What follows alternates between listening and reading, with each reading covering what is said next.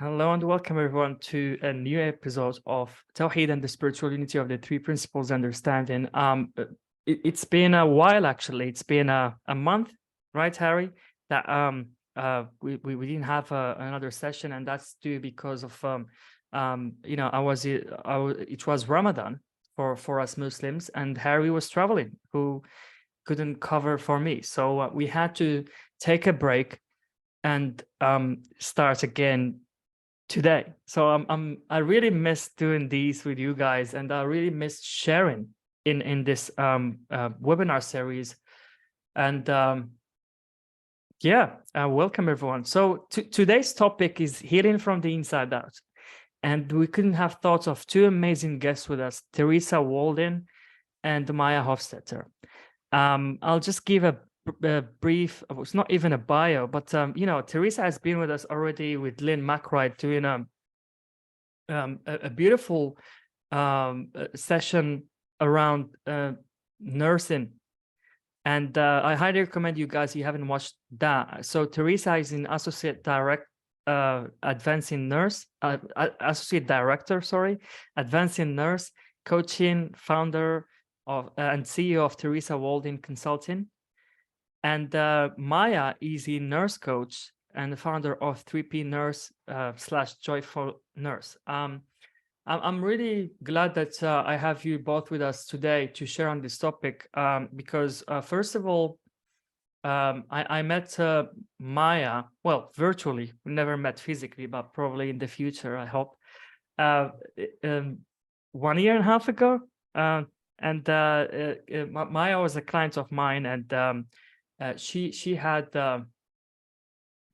chronic pain, and it was bad for her, and we had a chat, and so and then we start working together, and I've been a witness of a miracle of what's happened to Maja. So I'm really glad that she's with us here today, because she deserves to be here and share, because her transformation has been mind-blowing, really mind-blowing, and you will hear it from her if you haven't heard it before.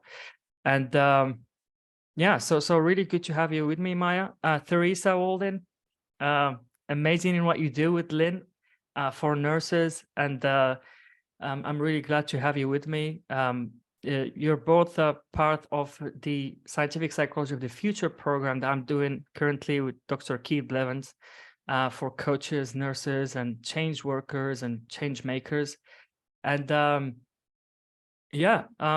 it's been amazing, and I'm looking forward to hear your insights about that, around that, and looking forward to hear what you have to share on this topic today, because I guess you do have a lot to share around that. So over to you, Harry, and then I'll give it to over to Teresa and Maja. Okay, thank you. Thanks, Omar. Great to see everyone here. First thing, inside out and healing mean the same thing. So if anything else is not healing, it's just fixing a problem. Inside out is God. Healing is God. Or you can use the words you want to use for that thing. It's a very important word, healing, because as the training director of Back to the Fitra in the addiction department, I don't know that much about addiction, even though I've written 2 books on it, but I know a lot about healing. That's all we're teaching in 3 principles, is healing. We're not talking about analyzing, talking about the problem and then making it a little bit better or a lot better. Healing is a God principle, an all-encompassing change. You probably, when Omar was working with Maja, he was talking about one thing, and what she heard and was healed was in a much more comprehensive way. Naturally, he facilitated some of that, but the actual healer is God. And that, to me, is what inside out means. It's a metaphor to indicate something that we can't describe, but is as real as nothing is real. So with that little comment, I'm going to just turn it over to the ladies, and you guys have a little fun. And please ask them questions. Please, please.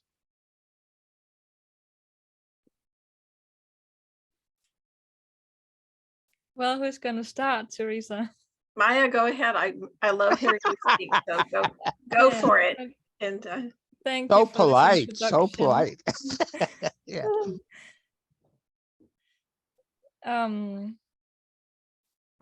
Yes, I am just really happy and grateful to be presenting here today with all of you guys, and especially grateful for you, Omar. I don't know if you hear me great. I'm on a microphone. Anyway, really, the miracle that you were talking about is it's really hard to describe how that happened. And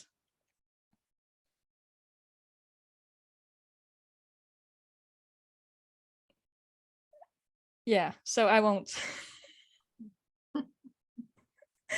And I'm really grateful to be presenting with Teresa, because we are onto the same topic, the same kind of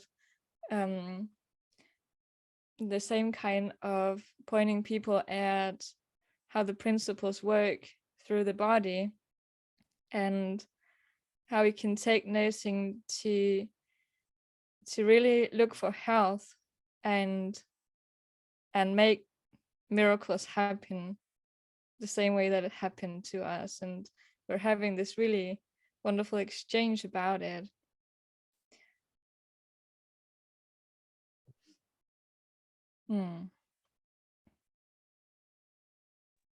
sorry about that. I'm here. Great. I missed the last word that you said.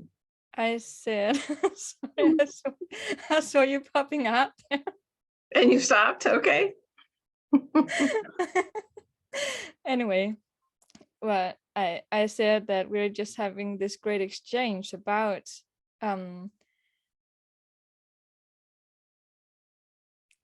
taking the principles to people that have bodily issues, for instance, and just show them that it's all coming from the same place, and that the healing is also going to come from the same place as always. Like Harry was saying, it's God, or whatever you choose to call it.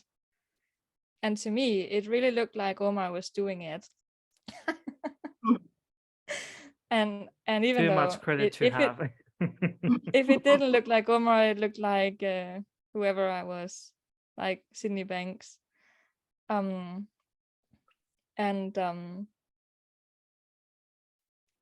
don't know. You bring up Yes, a good point, but Maya. It's impersonal. It looks like it's the person, but it's actually God through the essence of Omar sharing. yeah. And so it's an impersonal sharing. So that is one word for inside out, impersonal. Absolutely. Yeah, there is something interesting in that what you shared, Maya, about thinking that it's me. But then on after a while, you just saw that it has nothing to do with either me or you. And so if I had to rely on me to be of help, it will be a mess, and I wouldn't be of help. Yes. So I just get out of the way, and I know it's there, and I know that people have it as well, and so there are no exceptions to this rule. Everyone experience the word the same way through these three gifts, and I cannot take credit for that. We cannot take credit for that, actually.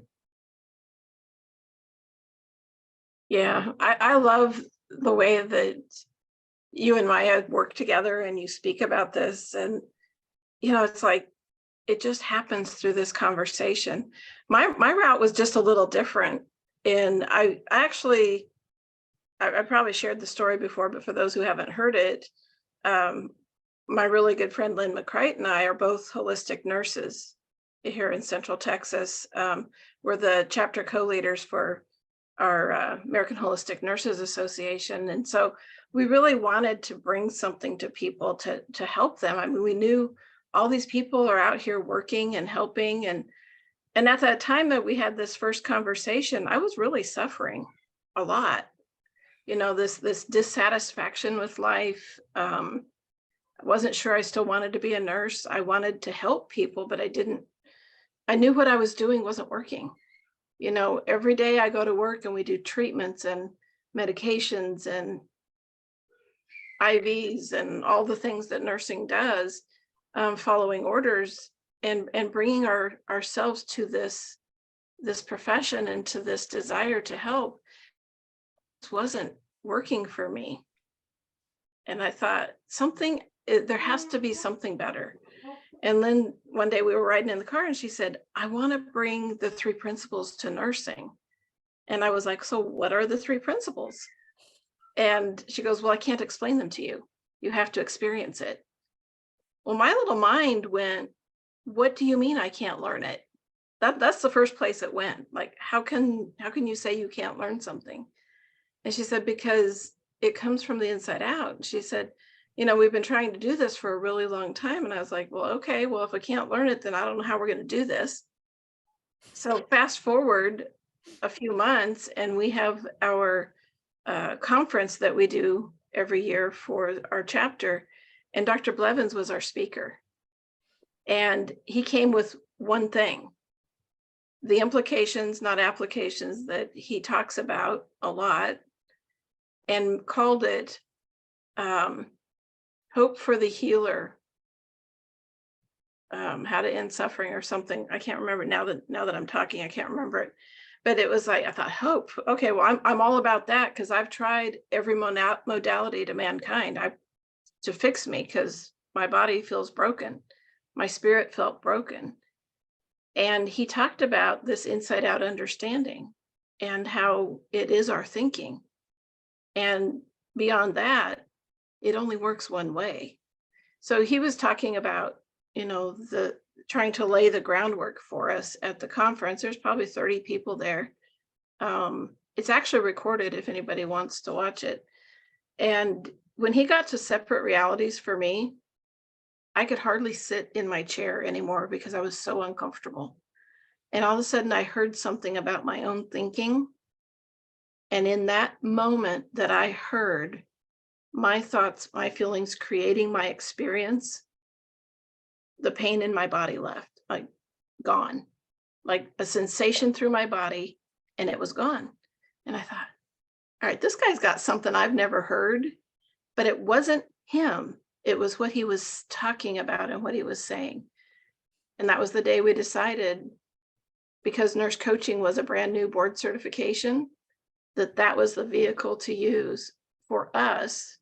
Everyone has a way of bringing this to the world, but we saw that we could bring it to a larger scale because our profession is hurting and we need it. And the work that Maja is doing is incredible. I sent my sister to Maja because I know that the way she talks about healing from the inside out as it relates to our physical feelings in our body helps people hear what you all have talked about this morning. So that's how I came here.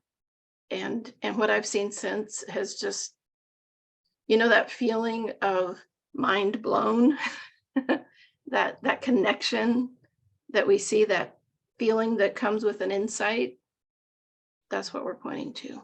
And that is where healing comes from. It really is. And every time I feel that, I just have to stop whatever I'm doing and just receive it. And what I'm hearing from some of my clients too is that when that happens, they will feel, I don't know, overwhelmed, or like just maybe they have to cry or sit down, I don't know. And it's a powerful thing, and you don't know what it does until until you feel the difference.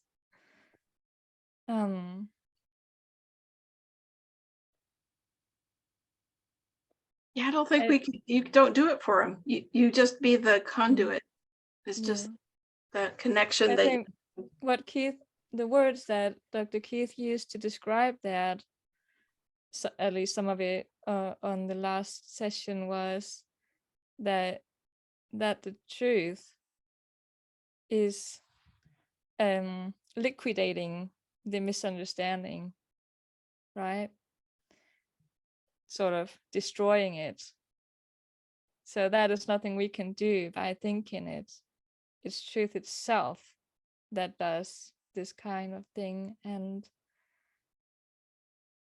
the effect of that is healing. yeah. And you could heal anything, like Harry talked about addiction, that can heal, right? Just The just body. like that. Like Mhm. at an unexpected moment, it's gone. No matter what caused it, right? The cause is I never talk much about the cause. I'm just Oh. talking about healing. Yeah. Because that's all I know about with the principles. I don't know all the innuendos that everybody's talking about that they're experts in. I'm not an expert in the disease. I have become familiar through the clients, but I am an expert in healing. And when I say I'm an expert in healing, I actually know nothing about healing.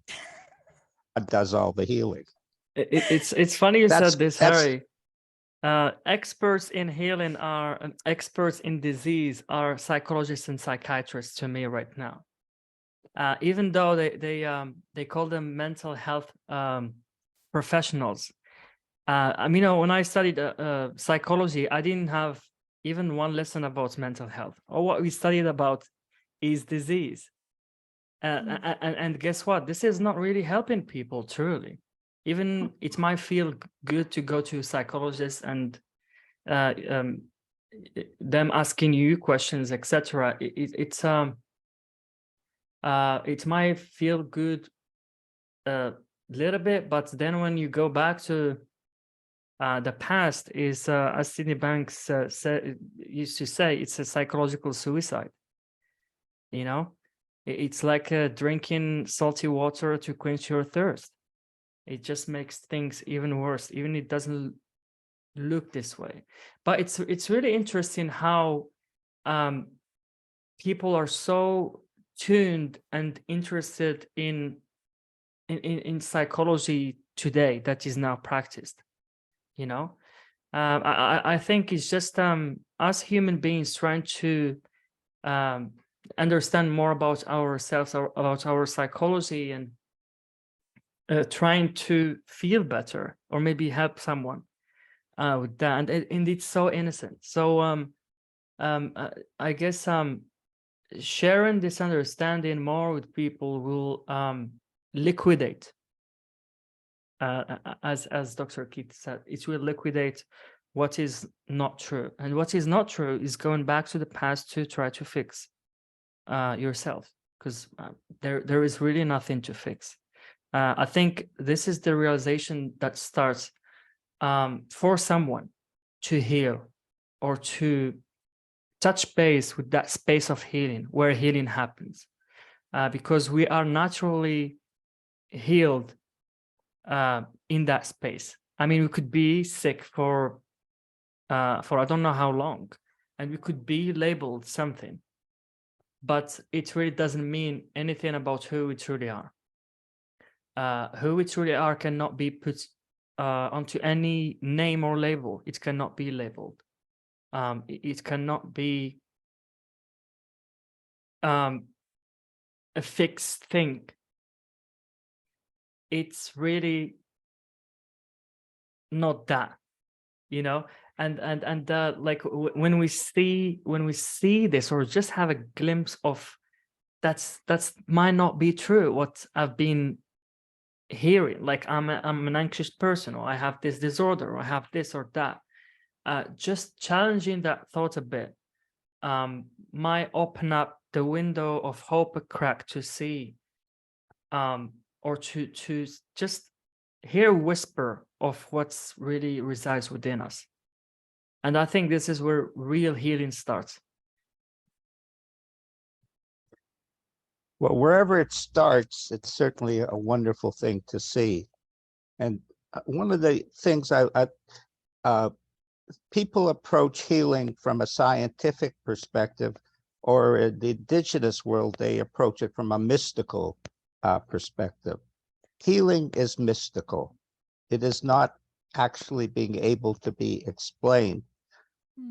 Certainly, from the origin of the principles, we do have a grasp of how of the spiritual nature of thought and its healing ingredient. But when we start to see life as mystical, it also becomes scientific.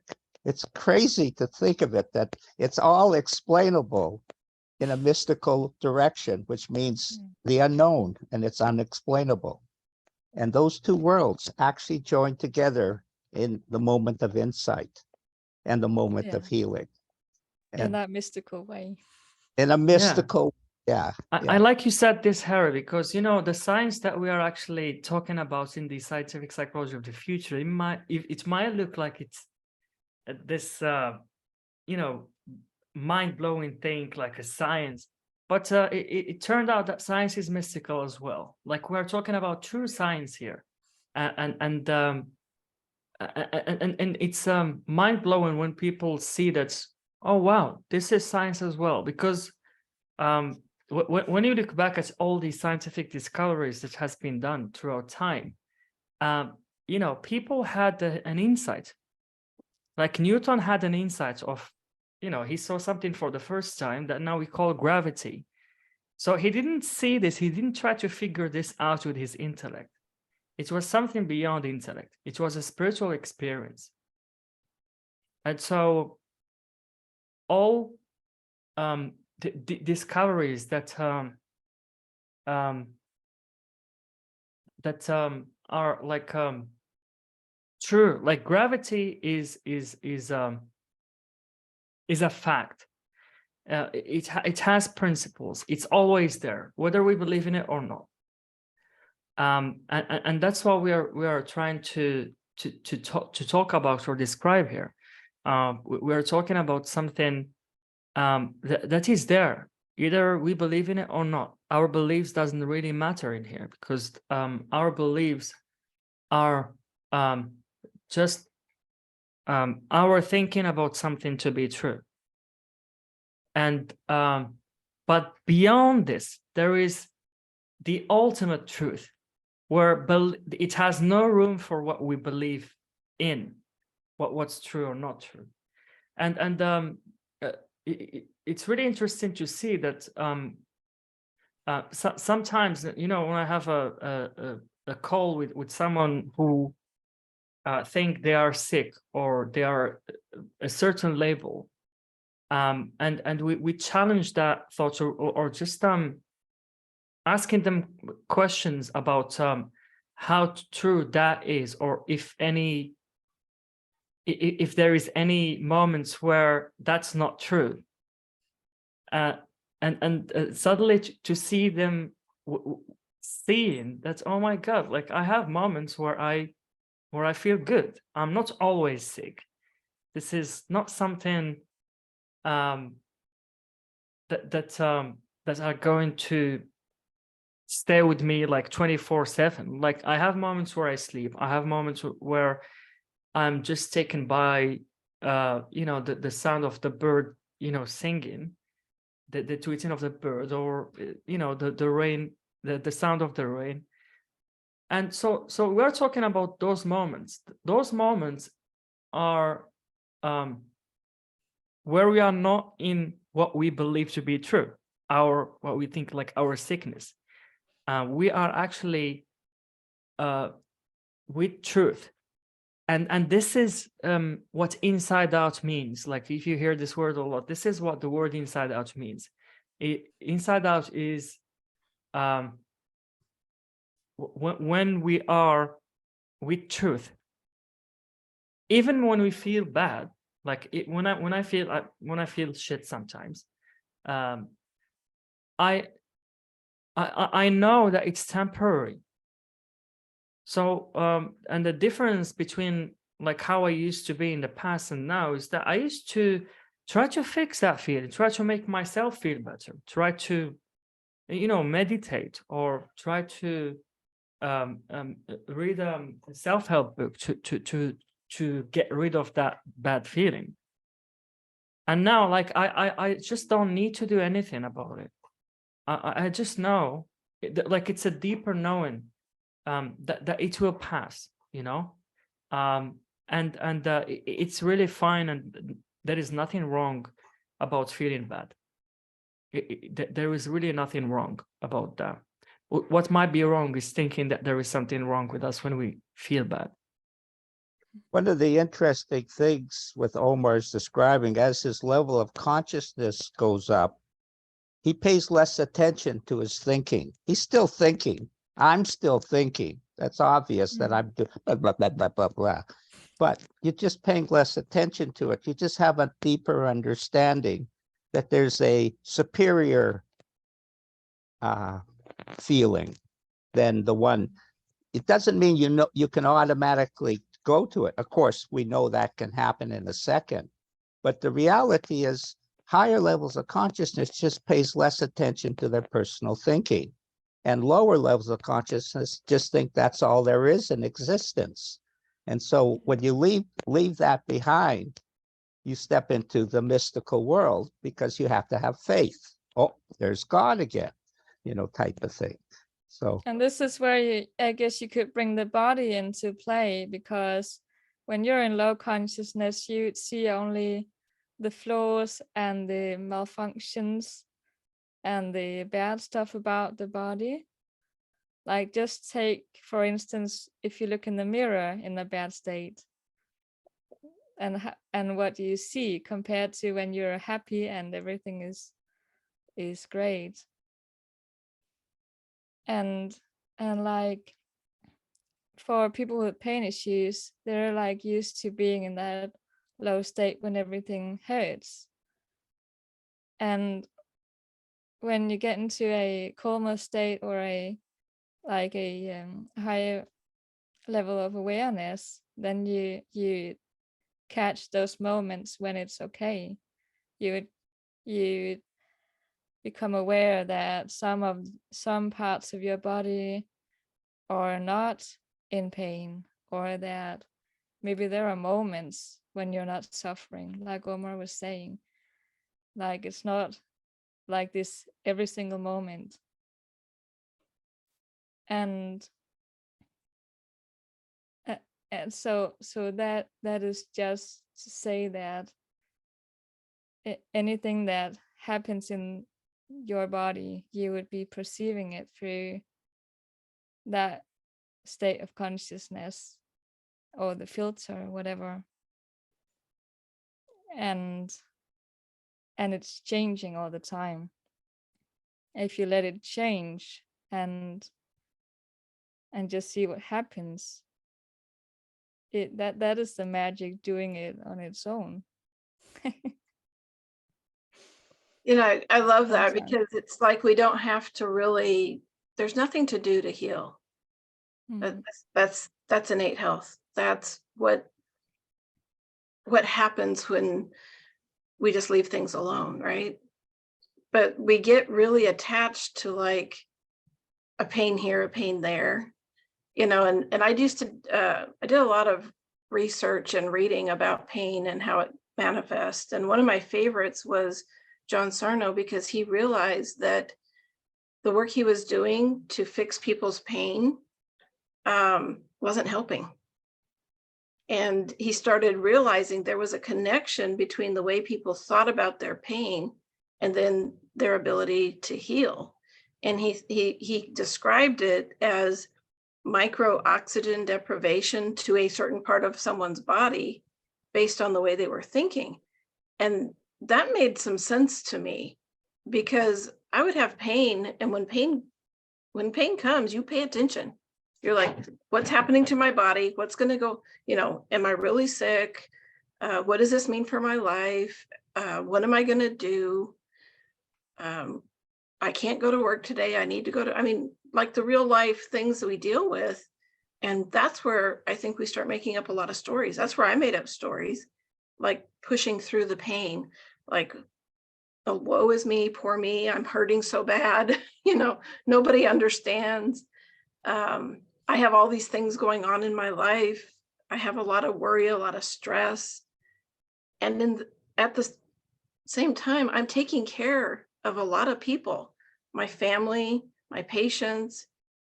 The one person I kept forgetting was myself. I didn't know where my experience was coming from. I didn't understand this mind-body connection. I did on that intellectual level, like, oh yeah, it's my thinking affecting my body. Okay, no problem, right? Well, some of these other symptoms that I was having, stomach issues, certain foods would bother me, and I would be like, well, I can't eat that anymore, and pay the price for eating something. But even when I didn't eat something, it was still bothering me.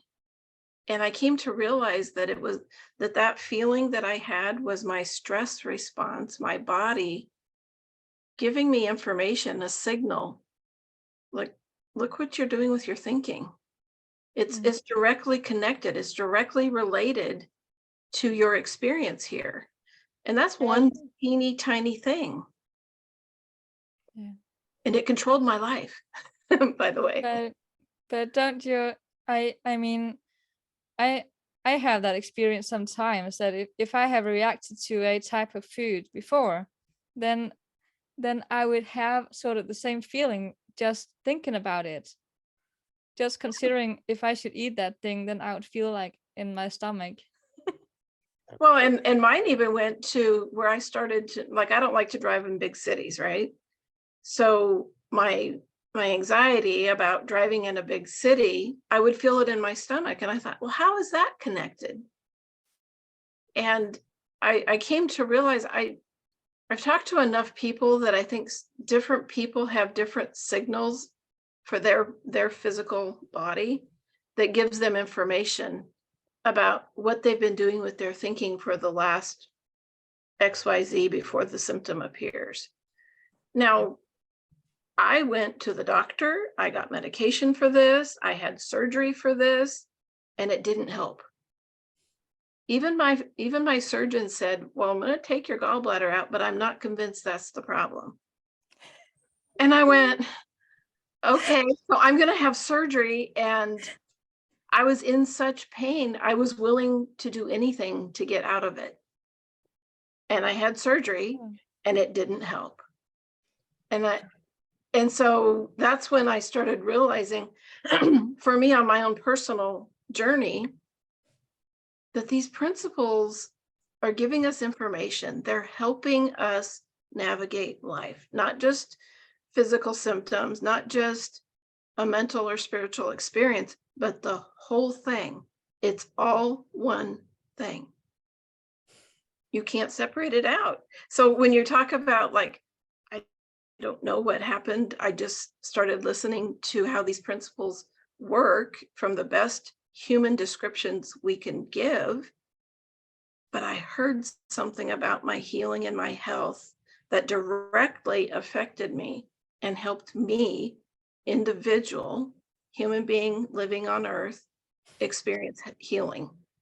And that's dramatic. When it happens for you, you can't wait to tell everyone, because you're like, I saw this thing, I can't describe it, but it works, And so conversations like this become incredibly important for us to share our experiences and what each of us have seen in all these microscopic aspects of life, that for an individual who is ready to hear about how healing happens for them, our ears perk up, our guard comes down.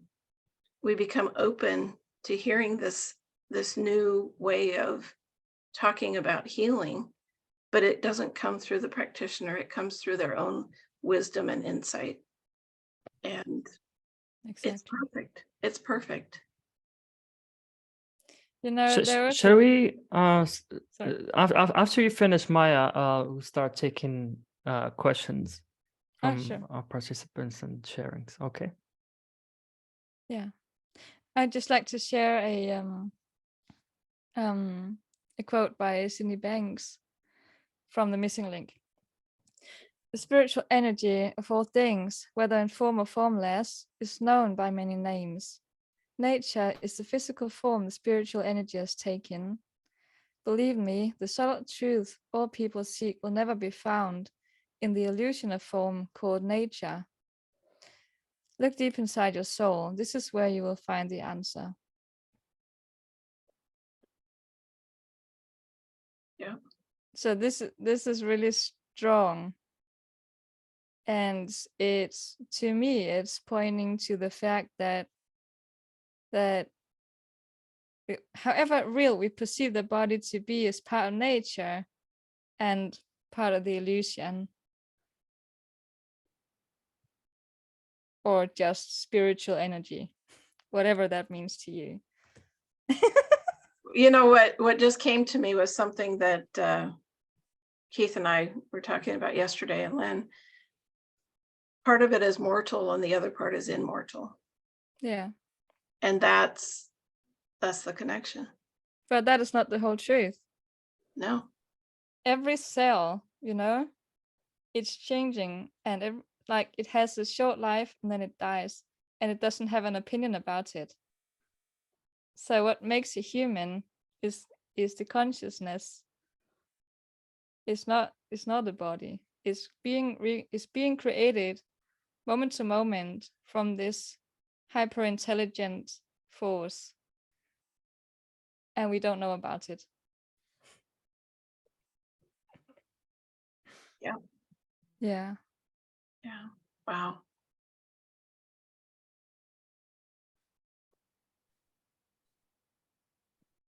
Beautiful. Someone want to ask a question or share something. Naomi, would you like to unmute yourself? No, Naomi, sorry if I mispronounced your name. Thank you, and thank you for. I love listening to this. It's nice to hear so many different views upon the same topic. First, I'm reading this book called The Empty Chair by a guy called Mike Boxhall. He's now dead. You know this? But it's talking about what you spoke about just in the beginning, about it's not the one talking, it's the talking coming through. So the chair is always empty, and whoever sits there will be the one talking the truth, or something like that. So it's just the impersonal thing about this. I love it. I like that. But the funny thing is, I come from a background where I had mystical experiences as a child and while growing up, but I didn't know this simple understanding of what it was. So I was, so to speak, saved several times without even knowing what. And that made me seek in a way that, of course, the human mind wants to understand and wants to keep the experience and wants to keep safe. And I kept on pushing myself out into the, by trying to figure it out, I lost it every time. So it was not until I was presented with the 3 principles, or with his teachings, that I finally got it. Oh, that was what happened. But I also have this, and this is my question, what you think, what your thoughts are, that it's perhaps our thinking, but that there are so many deeper layers, perhaps, I don't know even what to call it, but something about the collective thinking, or something that goes us on a deeper level, that is not only produced by us, but layers that we must allow ourselves to surrender to, that is also not personal. It's not my thoughts, but do you get the question? I get the question, and what came to my mind while you were talking, you had direct access to divine mind. You didn't, there's no layers. It was a direct access. And that's the healing. That's the experience that we have when we touch it. Like Sid talks about, like, if you even touch it for a second, you know. And that's what comes to my mind. Like we just have that. It's there. I'm so yes, and every time, the first 2 times it happened, it was walking alongside death. Even one time in thought, and one time thinking about death when I was 9 years old, thinking about death. Whoa, that was big. And then the other time when I was thinking about taking my own life, because it was not pleasant to be alive, and I knew there was something better than this. So then it happened again. So I chose to stay. I mean, there's obviously a reason for you to have that experience. Of course. For your own personal, because I can imagine that it had much more meaning that you can't describe. You just know. Like there's something part of that you just know. You don't have to question it. You don't have to tell it to anyone. It's just this personal internal wisdom that you have of what that meant for you. And this place here where you share all your, because many of us have had these experiences. And I just love to hear all these. I love Maja's story. It's so beautiful. And the way you talk, Maja, about the innate, you just know the cells have this nature about them. But this undercurrent, it's like not only our thoughts. So that's my question. I don't know. Well, what you're talking about is what Sid says, when Sid talks about thought versus the psychologist of 3P talk about thought. It's quite often different, because he's talking about a deeper dimension of thought. And that's what you're alluding to. That's where all the goodies are. That's where the healing is. That's what you experienced, was pure thought. And you interpreted it in your own way through your personal thinking.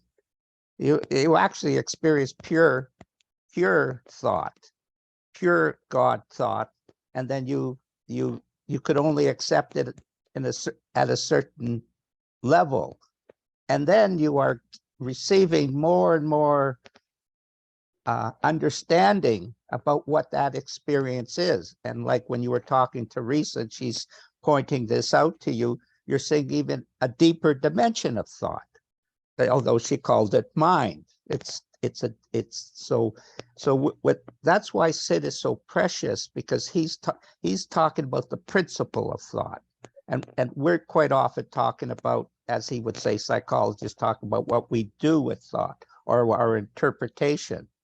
And what I have found with interpretation of thought is a lot of misinformation I've thrown in there.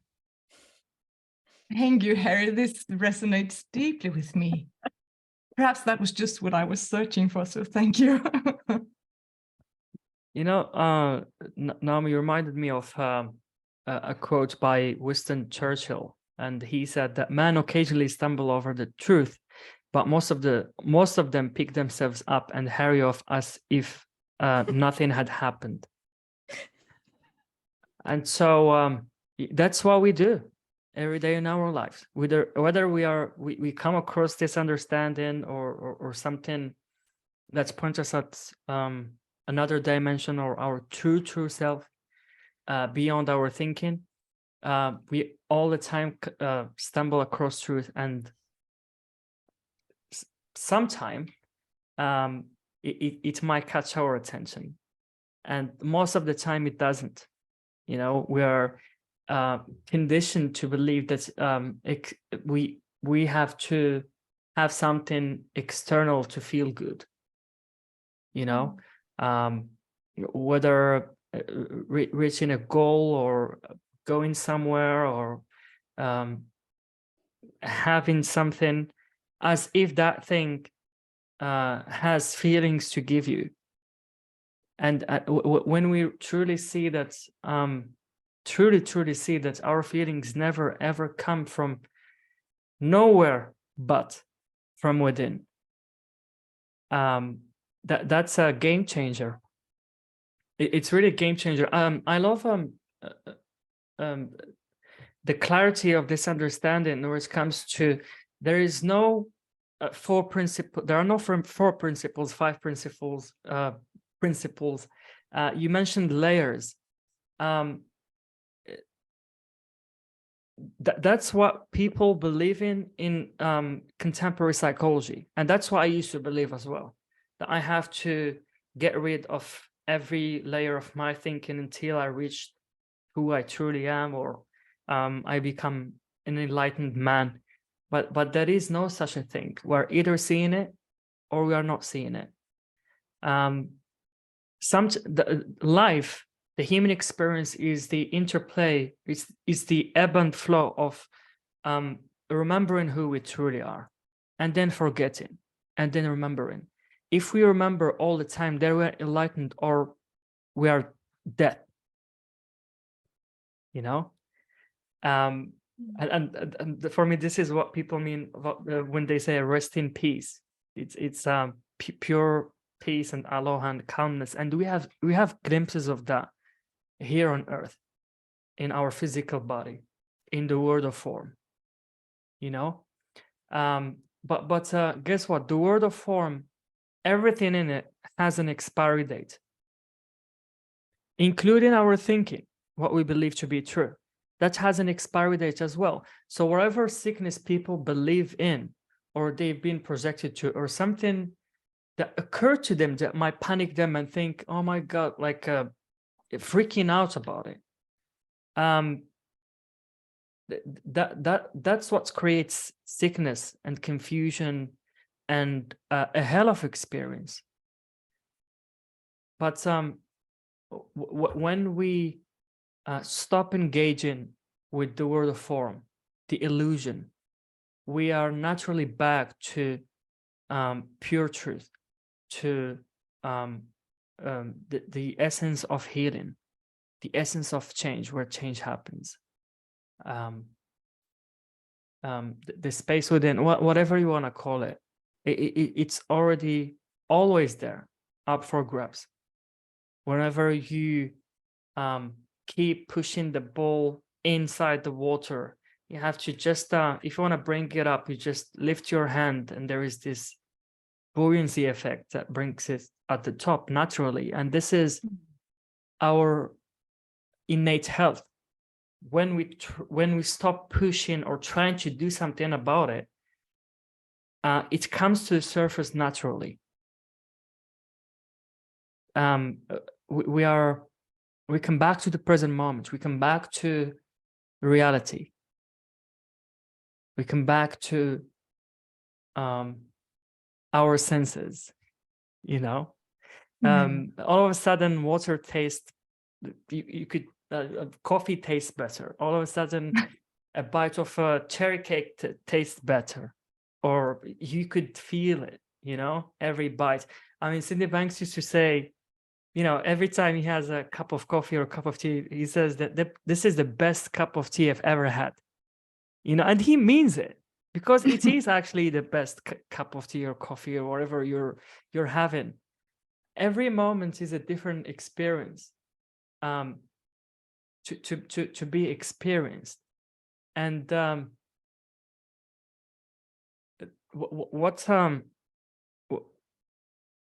when we get out of our way, our own way, we are more likely to experience that of what there is to experience in this present moment. I can follow you speaking and feel what you say, and it's nice, really. And it just makes me wonder about the words chosen when someone chose to call it inside out, because when we talk about direct experience of life, and for me, it's not inside out, it's everywhere. It's exchange with the universe. I think there's a little misunderstanding about the word inside out. Yeah. Yeah. That it's not inside you, but aligned with Yes. the principles. So inside out is aligned with, outside in is not aligned with. And that distinction, that discriminator, points you to the inside out nature of your experience. And that distinction, that red line, that ability to see that truth is helpful. Just in my experience and with helping people to see that, because we do look outside to things to make us feel better. In my personal view, it feels like I'm giving my power away to something else to help me feel better. Well, that too is my own thought. There is no outside. We talk about it as a separate thing, but it's, if you can in your mind just say, that's not true, it doesn't exist. You are always and forever have always been aligned with these principles. It's our personal mind that takes us off track, so to say. And when we do that, we suffer. Yeah. And that's the part that, I don't know, like in my personal mind, my thinking mind helps me navigate better. When I'm suffering, I only need to look within to say, oh, look what you've been doing to yourself. You're hurting yourself with your thinking. And it's just a clue. It says, it's always worked this way. It's never worked anyway. So congratulations, you got exactly what you were thinking about. It's instantaneous. This thought gift that we have gives us what we think about. But knowing principles, being aligned with how these principles work, this nature, this whatever we call it, it's not three things. Mind, thought, and consciousness are a metaphor of one thing. And they always exist together. We separate them out like they're separate things, and they're not. Because if one is missing, we don't even have a psychological experience. Therefore, how do we know what's actually happening? We have to have it. So it's that distinction really helped me as I was on my journey to go, oh, that's why when I experience healing, I don't have to do anything to have that. But I have the ability to notice when my body doesn't feel good. I have the ability to notice, even in, say, a group, in a room of people, we're constantly sending out and receiving feedback from our environment so we can live in it. It's all one. And we talk about it in all these amazing different ways, and they help us. Each story helps us. At least that's how I see it.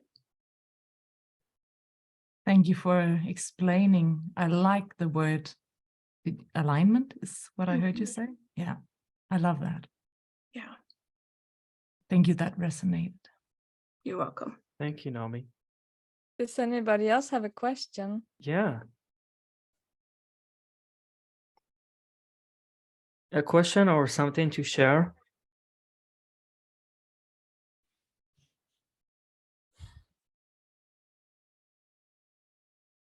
Hi, I don't know if I'm interrupting.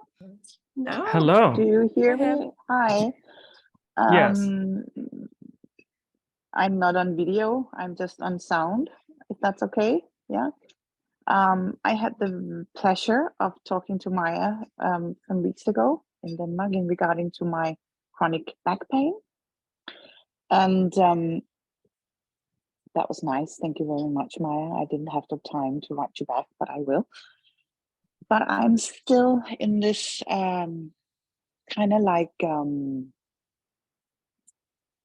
how do you call it? Like an open water where I completely hear and feel the principle, my life has changed completely mentally. But as it has changed mentally, and I feel so much better, I feel, you know, so much at home, but my pain is increasing, and I'm just, and I talk with this about Maya and with Maya, and it's I still just, there is something inside of me that I just I am, what is my question really? It's just, to me, it is very strange that I feel so good inside of my head, with my family, with my friends, with my loved ones, but the pain in my back has never been worse. And it's,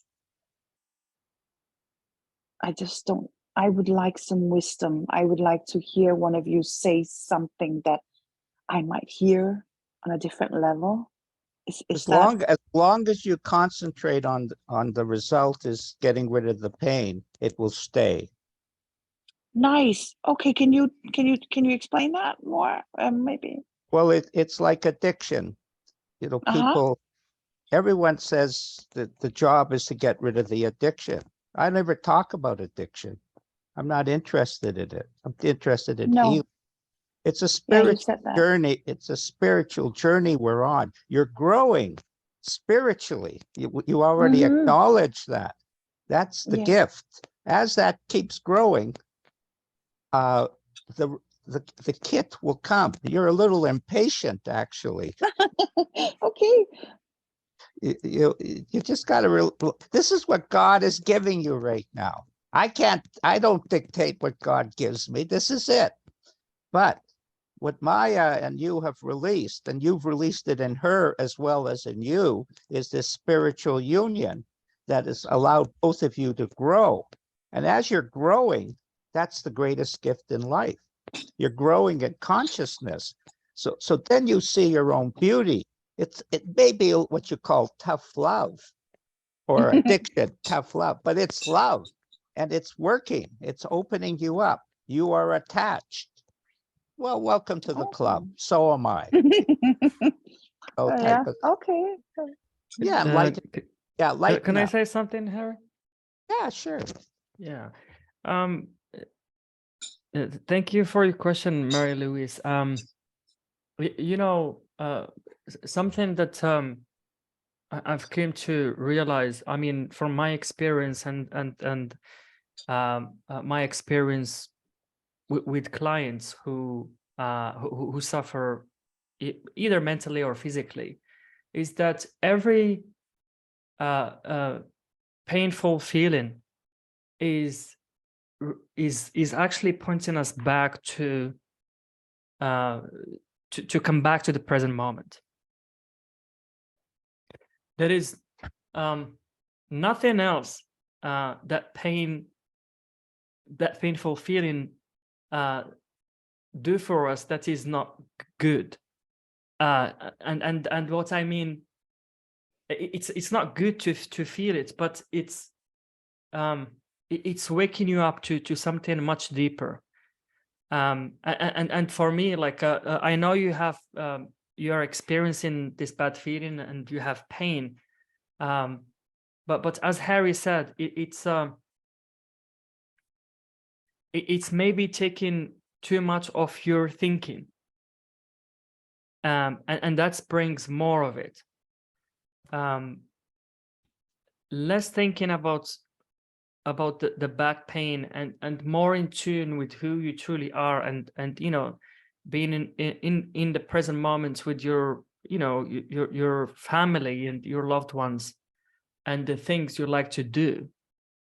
Being fully present with that is, you know, as I say, waiting on the right platform for wisdom to catch up with you, because it's there. And that wisdom is what brings more of good things to feel. And that wisdom is where it comes with a beautiful feeling and healing. It comes with a miracle. You might here the term we were using today, or the title of this session, healing from the inside out. Inside out is the right platform to wait for a pure train of thought to lead you to good places and good feelings. And now here's the thing. Sometimes some negative train of thoughts might seem appealing and true, but you know what? We have free will.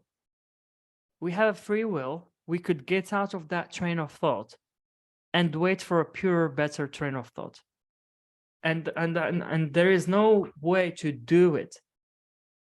Actually, it's not even do it. So I heard you saying the way you ask your questions, to me, it seems like you are trying to get rid of the pain. Trying to get rid of the pain is making it as something true, and as something that you define yourself with.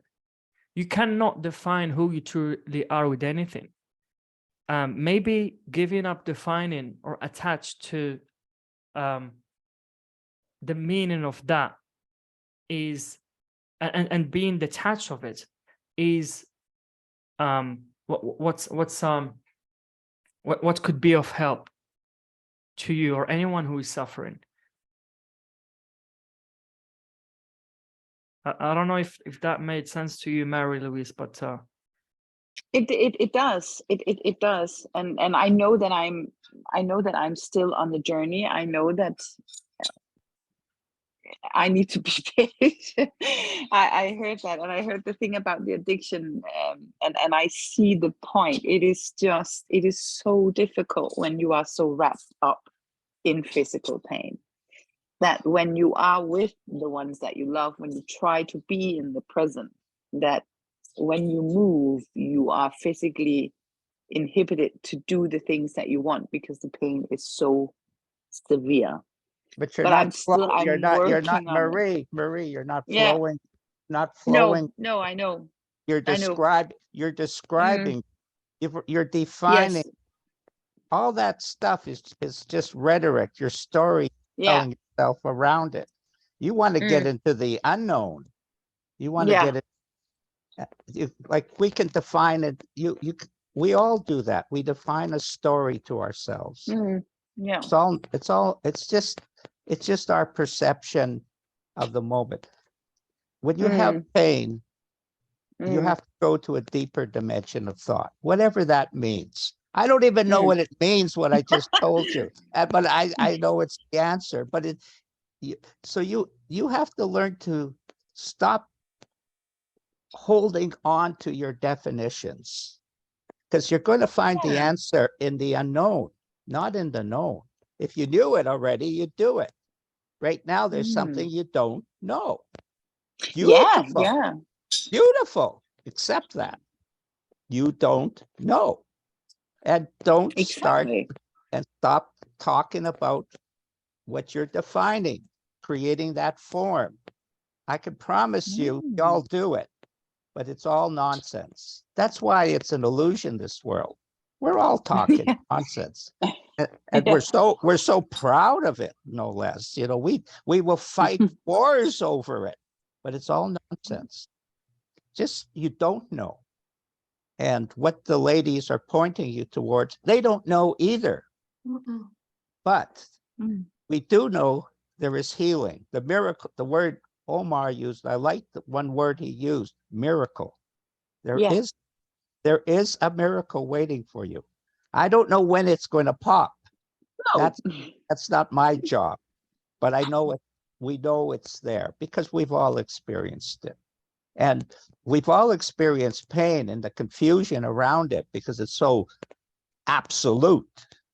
But it's still just that it's still there's something you don't know. Except work from that perspective. And that's exciting. Yeah, it's exciting. It's a process and it's exciting. It's the most exciting. Yeah. So what a privilege your pain is.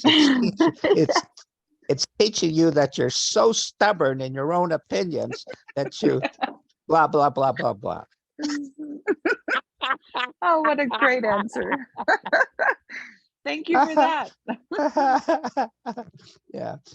You're welcome, Mary. And please don't chase don't chase healing for your back pain.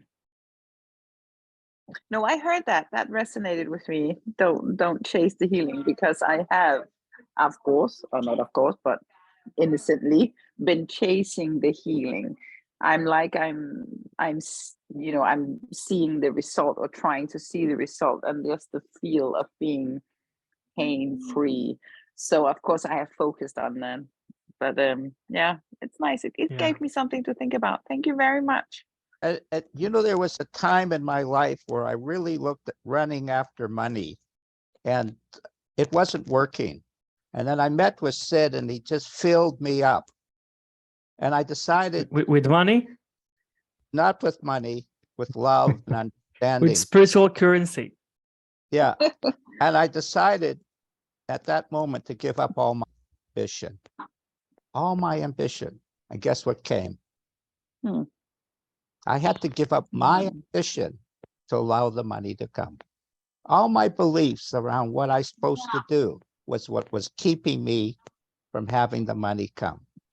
And boy, when I saw how easy it is, and the trick was I had to be myself. I couldn't be anything else. I was trying to be something I'm not. And now, as you can see, Harry is in the Forbes now. He's one of the richest people I know. You know. So somewhere we're lying to ourselves. One of the richest people with love, and yeah, and good humor, yeah, and bad jokes. I love and bad jokes. Yeah.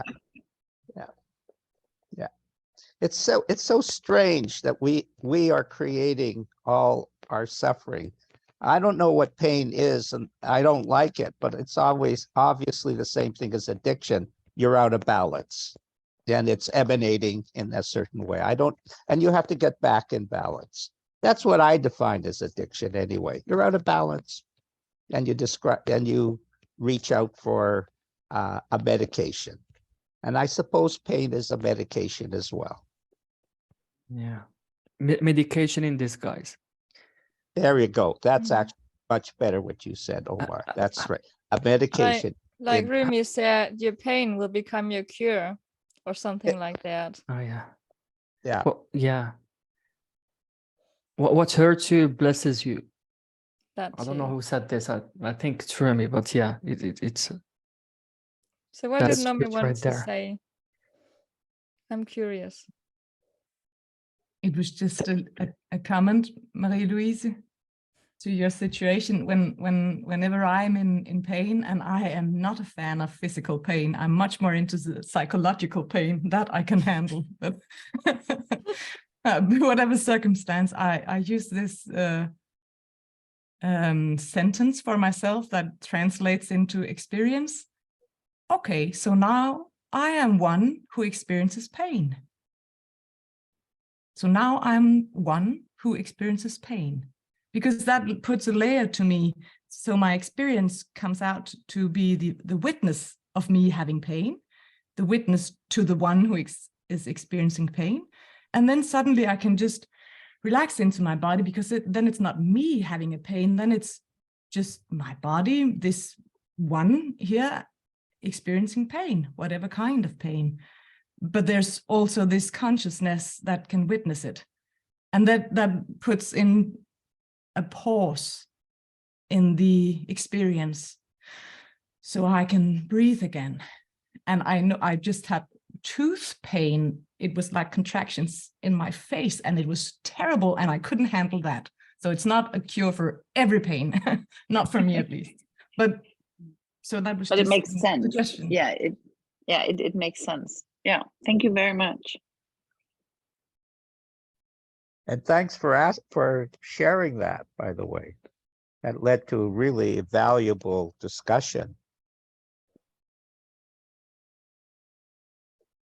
It reminds me of a YouTube video, maybe some of you have seen it, about a singer. She called herself Nightbird, and she auditioned for America's Got Talent or one of those. And she came to the stage and she has cancer. And she wrote a song that says it's okay. And if you have a chance, I can put it in the chat if you want to listen, but I think it really speaks to that part of us that's always okay. I wish people knew how beautiful it was just to be joyful, to decide to be joy, to have joy. I mean, I listen to that song every once in a while and it just like blows me away that someone who had at the time of recording a 2% chance of living, and she touched millions with her story. And I think it speaks to the principles. You know, I know that as a nurse, I have seen that resilience and that ability to become more than your pain. And my first real role model of that was my own dad. He died at 49 years old of lung cancer. And he said, I've made my plans for death and I've made my plans for living, and I'm okay with both. I'm okay. And I don't know, somehow that resonated with me as you were talking, that we are not our pain. It's just something that's happening. We're more than that.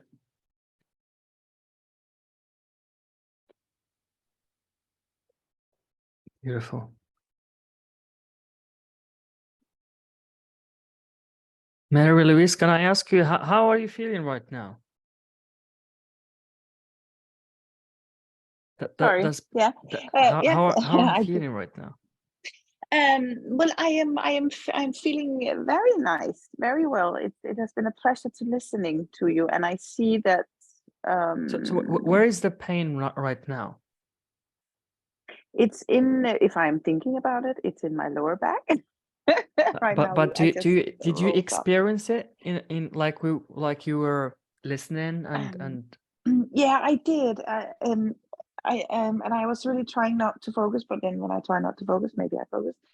Just when but I'm did you at talking some to you point right now?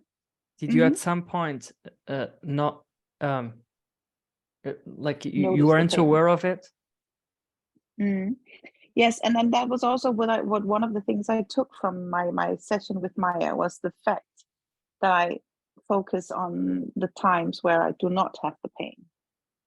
Yeah. I'm trying to say to myself, wow, now I was very happy, and now I'm in the car and I'm not feeling pain, or I'm in the sofa right now, I'm not feeling pain. So I'm trying to see all the times where I do not have the pain, instead of focusing on all the times that I sense the pain or I experience the pain. Yeah. If that was what you meant. If I sit completely still right now, listening to you, I'm sitting completely still. I just rose. There is no pain right now. But the second I move my shoulders, oh, sorry, that was my dog. The second I move my shoulders, the pain is there. When you move One from second, from the personal to the impersonal, there is no pain, because it is in universal love and universal experience that you're in. And then when we go back to the personal, we then feel that. That's the natural flow and ebb of all human beings.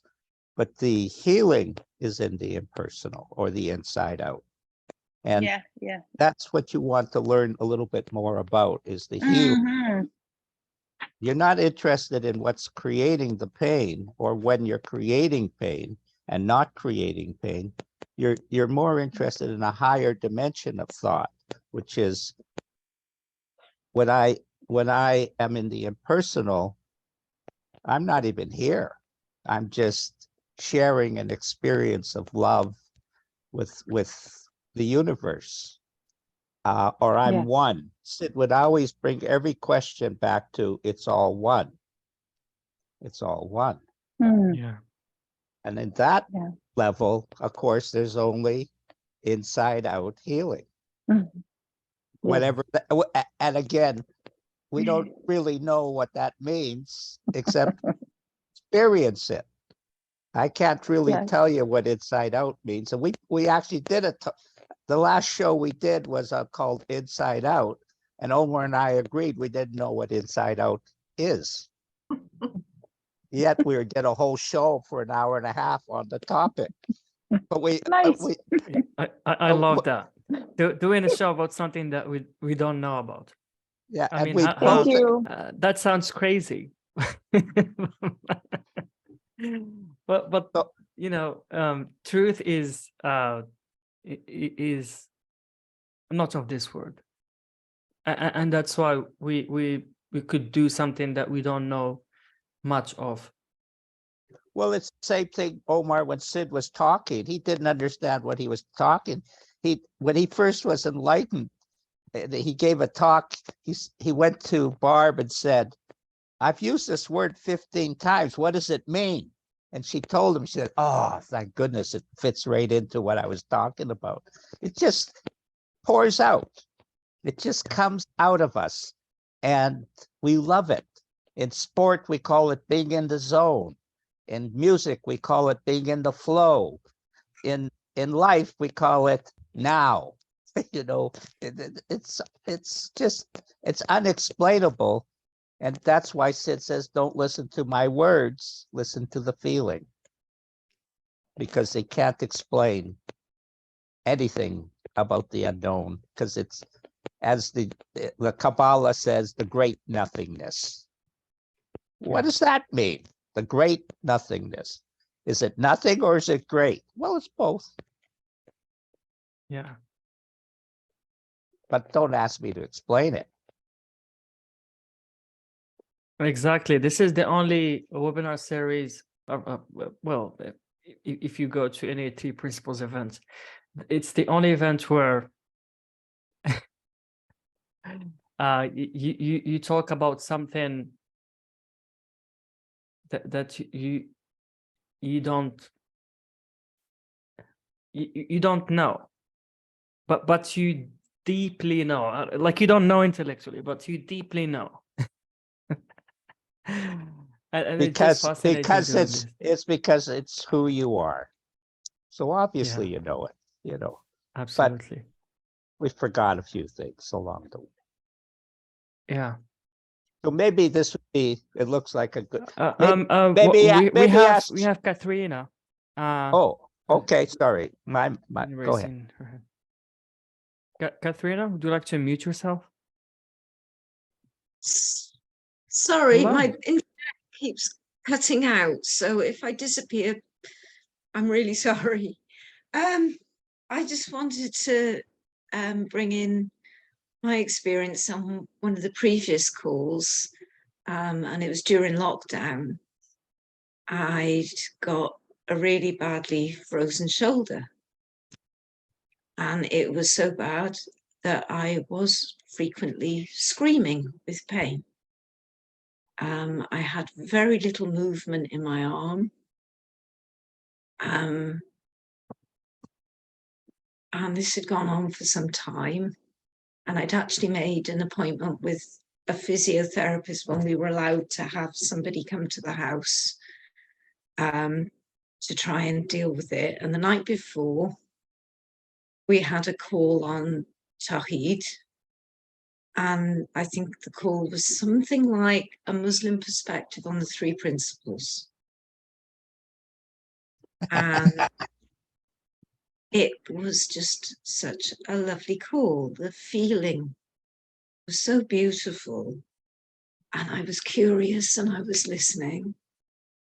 And I just seemed to fall into that lovely space.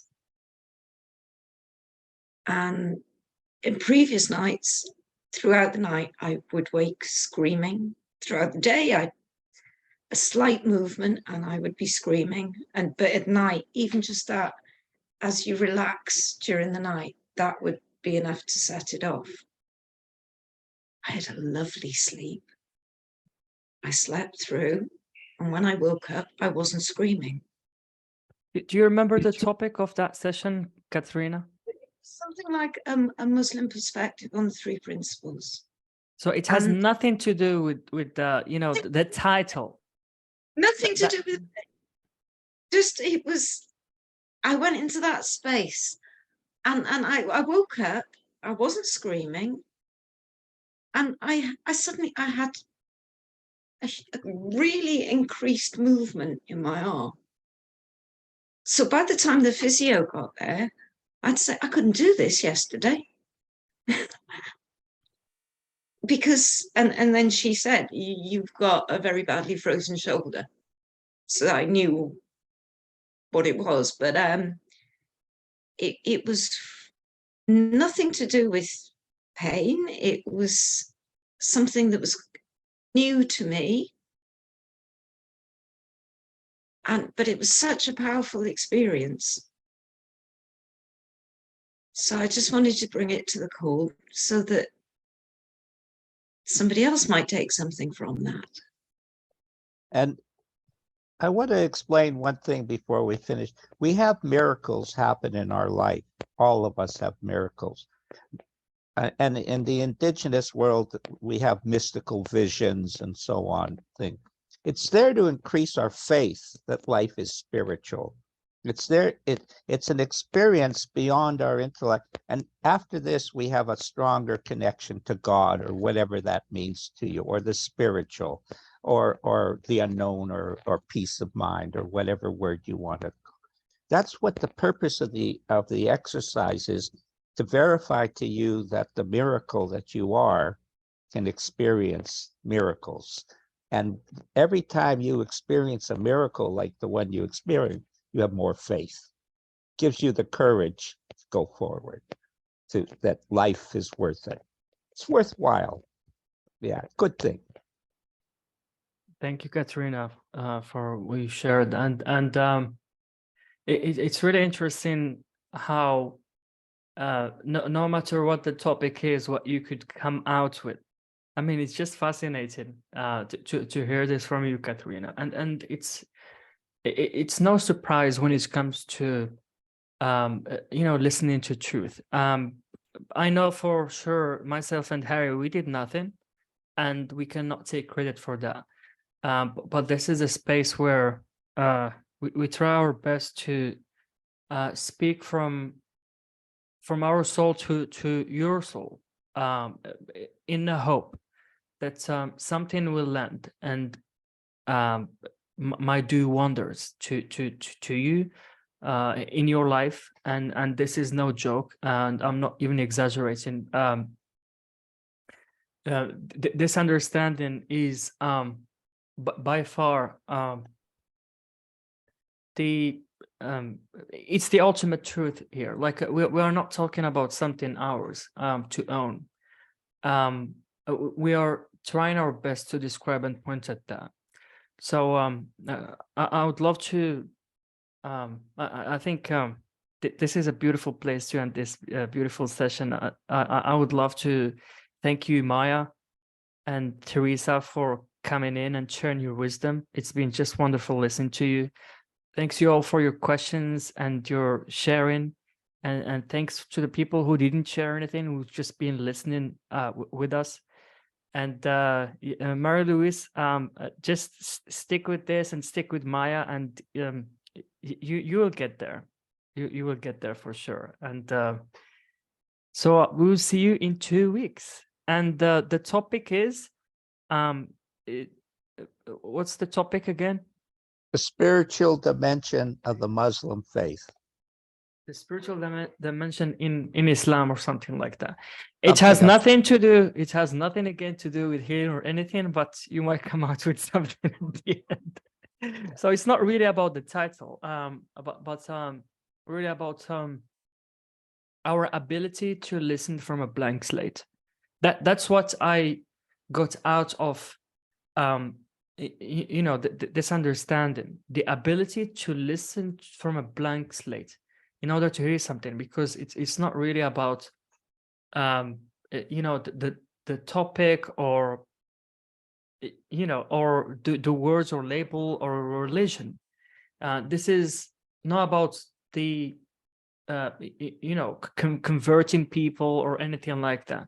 This is pointing at something much deeper, and that's what Tawhid and the spirituality of the three principles is all about. So thank you all. Harry, would you like to say a few words? Oh, no, advice? just Or a accept, funny joke? I except to say how much I enjoyed listening to Teresa and Maya, and the topic of pain. Like right now in the meat market out there, the two big words that I have heard is anxiety and pain. And the most confusing topic is pain. And the fact that the two ladies are understanding the principles from that perspective, very needed in the world right now. And a world that has to be highlighted with a lot of hopelessness, feeling of lack of hope, because it's so chronic, it's happening so much of the time. And I really feel much more inspired and in my own ability now to, when someone asks me about that, to explain it from a little bit more worldly perspective. Thank you very much. Thanks, Harry. Thank you. So thank you. we are here to bust the myth that you have to live with it.